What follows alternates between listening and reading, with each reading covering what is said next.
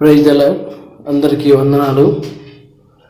దేవుడు మనకి మరో సమయాన్ని ఇచ్చాడు. అందుకను ఎంతగానో మన తండ్రికి వందనాలు తెలియజేసుకుంటున్నాను. అందరూ బాగున్నారా? మీరందరూ ప్రభువులు ఎల్లప్పుడూ నిత్యం సంతోషిస్తూ ఆయన ఆరాధించేవారిగా ఉండాలని నేను కోరుకుంటున్నాను. అలాగే ఈ సమయమున దేవుని మాటలు మనం జ్ఞాపకం చేసుకుందాము. ఈరోజు కీర్తన గ్రంథము 31:1 వచనం మనం చదువుకుందాము. యెహోవా, నీ శరణజొచ్చి ఉన్నాను, నన్ను ఎన్నడూ సిగ్గుపడనీయకుము, నీ నీతిని బట్టి నన్ను రక్షింపుము. మరలా చదువుకుందాము.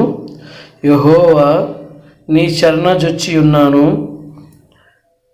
నన్ను ఎన్నడూ సిగ్గుపడనీయకుము, నీ నీతిని బట్టి నన్ను రక్షింపుము. ప్రభు మాటలు మనం గమనించినట్లయితే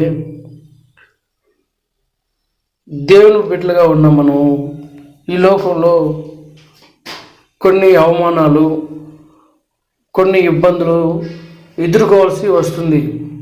ఎందుకంటే సాతాను యొక్క సంబంధికులైతే తొందరగా అబద్ధం ఆడచ్చు, తొందరగా తప్పు చేయొచ్చు, తొందరగా ఇతర పొరుగు వారి మీద అబద్ధ సాక్ష్యం చెప్పవచ్చు. ఏదైనా సాతాను సంబంధికులకి చాలా సులభంగా ఉంటుంది ఈ లోకంలో. కానీ దేవుని బిడ్డలైన మనము త్వరగా ఈ లోకంలో నిలబడలేము.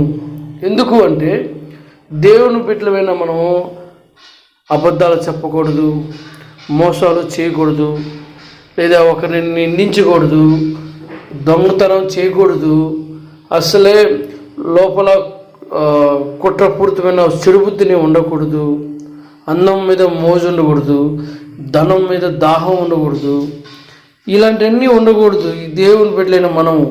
అయితే అలాగా ఉంటున్న మనము ఈ లోకంలో సందర్భాలలో దేవుని బిడ్డలుగా పిలువబడుతున్న మనము అవమానపడతాము. అవమాన విధంగా కొంతమంది ఈ లోకంలో ప్రవర్తిస్తూ ఉంటారు.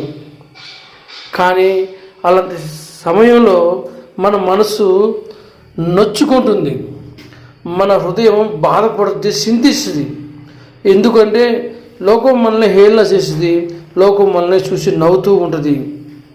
కానీ ఆ సందర్భంలో మనం దేవుణ్ణి అడిగేవారిగా ఉండాలి. దేవుని వైపు చూస్తూ ముందుకు సాగిపోయే వారిగా మనము ఉండాలి. అందుకే అంటున్నాడు దావీదు భక్తుడు, యెహోవా, నీ శరణజొచ్చి ఉన్నాను, నన్ను ఎన్నడూ సిగ్గుపడనీకు. తండ్రి దేవుడా, నేను నిన్ను నమ్ముకొని ఉన్నాను, నన్ను మాత్రం సిగ్గుపడనీయకుండా చూడు యేసయ్యా, చూడు తండ్రి యెహోవా దేవా అని దావీదు మహారాజు అంటున్నాడు. ఈ లోకంలో కూడా మనం దావీదు మహారాజు వల్లే నీతిగా ఉంటున్నావా? జాగ్రత్త.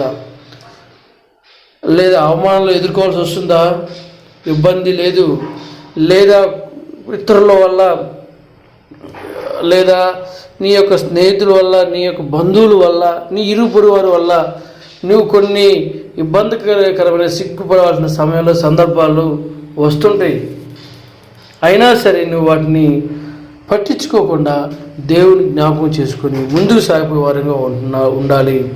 అందుకే కొన్ని సందర్భాలు అయితే నిజాయితీ చెప్పినప్పుడు, నిజం అబద్ధం ఆడకుండా నిజం చెప్పినప్పుడు కొన్నిసార్లు మనల్ని శిక్షించే వాళ్ళుగా ఉంటారు ఈ లోకం. ఎందుకంటే వారికి అబద్ధం చెప్పాలి, మనకు అబద్ధం చెప్పడం రాదు, చెప్తే దేవుడు కొడతాడు. దేవుడి బిడ్డగా మనం ఉన్నాం కాబట్టి అబద్ధాలు ఆడకూడదు. అలాంటి సందర్భంలో ఈ లోకం మనల్ని శిక్షించే విధంగా లేదా ఇబ్బంది పెట్టే విధంగా మనల్ని ఈ లోకం చూస్తుంది. అలాంటి సందర్భంలో అన్నాడు, నన్ను నీ నీతిని బట్టి నన్ను రక్షింపుము అన్నాడు. దేవుడు మనకు నీతిగా ఉండాలని చెప్తున్నాడు, యథార్థంగా ఉండాలని మనతో మాట్లాడుతున్నాడు. అందువల్ల మనం నీతిగా ఉన్న సమయంలో కొన్ని ఇబ్బందులు ఎదుర్కోవాల్సి వస్తుంది. కొంతమందికి పైన పడి ఇబ్బందికరంగా మన మీద చేయకూడదు చేసుకుంటారు. అందుకే ఆ సమయంలో అయ్యా యేసయ్యా, నీ నీతిని బట్టి నన్ను రక్షింపు యేసయ్యా, నీ నీతిగా ఉన్నందువల్ల ఈ లోకం నన్ను బంధించి హింసిస్తుంది అని దావీదు మహారాజు ఈరోజు దేవునితో మాట్లాడుతున్నాడు.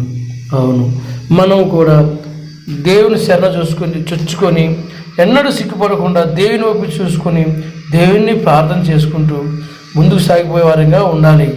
అప్పుడు ఆయన నీతి మనల్ని చివరికి రక్షిస్తుంది, సంతోషాలు ఇస్తుంది.